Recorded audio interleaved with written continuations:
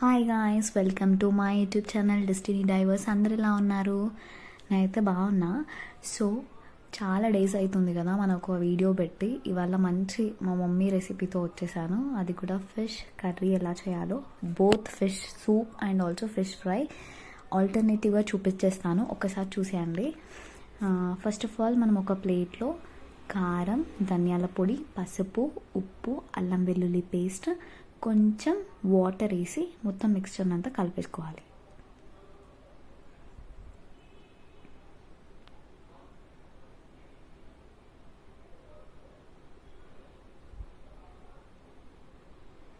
So already మనము ఫిష్ని కొన్ని fish పులుసుకి కొన్ని ముక్కలు, ఫిష్ ఫ్రైకి కొన్ని ముక్కలు సపరేట్ చేసుకొని పెట్టుకొని, ఇలా ఏదైతే మనం ప్రిపేర్ చేసిన ఈ కారం పేస్ట్ ఉందో దాంట్లో మనం ఫిష్ని అంటే మొత్తం కలిపేయాలన్నమాట.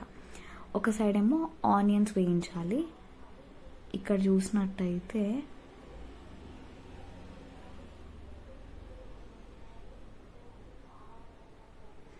నేను ఎలా అయితే కలుపుతున్నానో సేమ్ అదే విధంగా సో మనం మొత్తం ముక్కలకి పట్టించేసేయాలన్నమాట కారంని.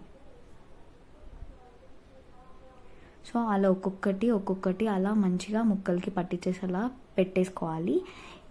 ఇది ఫిష్ సూప్కి కూడా సేమ్, ఫిష్ ఫ్రైకి కూడా సేమ్ ప్రాసెస్.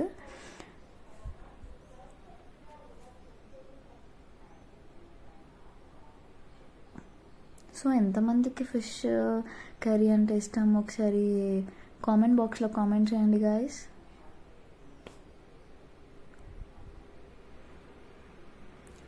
ఇది ఫిష్ కర్రీకి. ఇప్పుడు ఫిష్ ఫ్రైకి చూద్దాం. సేమ్ అదే ప్రాసెస్లో కారం, పసుపు అండ్ ఆల్సో అల్లం వెల్లుల్లి పేస్ట్, ఉప్పు, ధనియాల పొడి, మెంతి పొడి. మెయిన్గా ఫిష్లో మనం యూజ్ చేసేది ధనియాల పొడి అండ్ ఆల్సో మెంతి పొడి. ఇవి మాత్రం చాలా చాలా ఇంపార్టెంట్.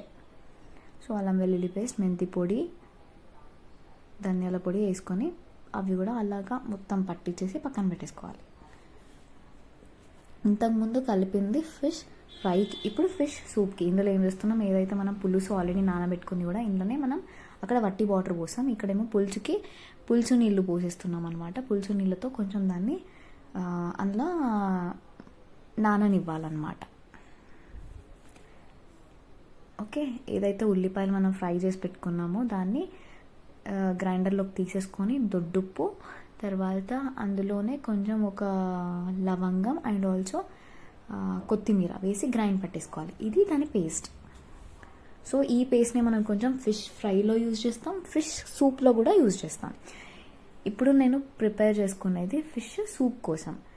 ఆయిల్ పోసుకొని ఏదైతే పేస్ట్ ప్రిపేర్ చేసుకున్నామో అది అందులో వేసేసుకొని కొంచెం చిటికెడు పసుపు అండ్ ఆల్సో మళ్ళీ కొంచెం మెంతి పొడి వేసేసుకొని ఏదైతే మనం పులుసులో నానబెట్టిన చింతపండు రసంలో నానబెట్టిన ఫిష్ ఉందో అది మొత్తం ట్రాన్స్ఫర్ చేసేసుకోవాలి. సో ఈ ఫిష్లో మెయిన్ ఏంటంటే మెంతి పొడి అండ్ ఆల్సో ధనియాల పొడి వాడతాం. అండ్ ఆల్సో ఇంకొకటి ఏంటంటే ఈ ఫిష్ని మనం ఎక్కువ బాగా కలపకూడదు, ఎందుకంటే పీసెస్ విరిగితే మనం అసలు అంటే తినడానికి కూడా బాగుండదు ఫస్ట్ ఆఫ్ ఆల్. సో అదనమాట. సో ఆ పేస్ట్లో మనం కొంచెం పసుపు అండ్ ఆల్సో అల్లం వెల్లుల్లి పేస్ట్ అండ్ ఆల్సో ఏదైతే ట్రాన్స్ఫర్ చేసినామో అది వేసేసుకోవాలి. ఇప్పుడు నెక్స్ట్ ఇంకో సైడ్ పాన్ పెట్టుకొని సేమ్ ఆయిల్ వేసేసి ఏదైతే కొంచెం పేస్ట్ మిగిలిందో అది ఫ్రై కోసం వాడుతున్నాం అది అందులో వేసేసి కొంచెం కారం అండ్ ఆల్సో అల్లం వెల్లుల్లి పేస్ట్, పసుపు వేసుకొని అలా కలుపుకొని మనం ఫిష్ పీసెస్ని ఒక్కొక్కటిగా అలా పెట్టుకోవాలి. నేను ఎలా అయితే పెడుతున్నానో అలా పెట్టాలన్నమాట.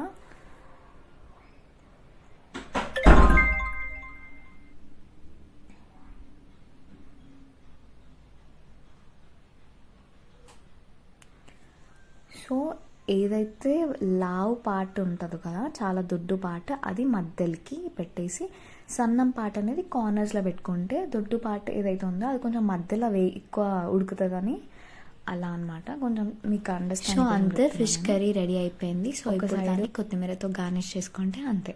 సో ఎలా ఉందో టేస్ట్ చేసి చెప్పేసేయండి, ట్రై చేయండి మీరు కూడా. అండ్ అంతే ఈ వీడియో. Bye bye, take care guys.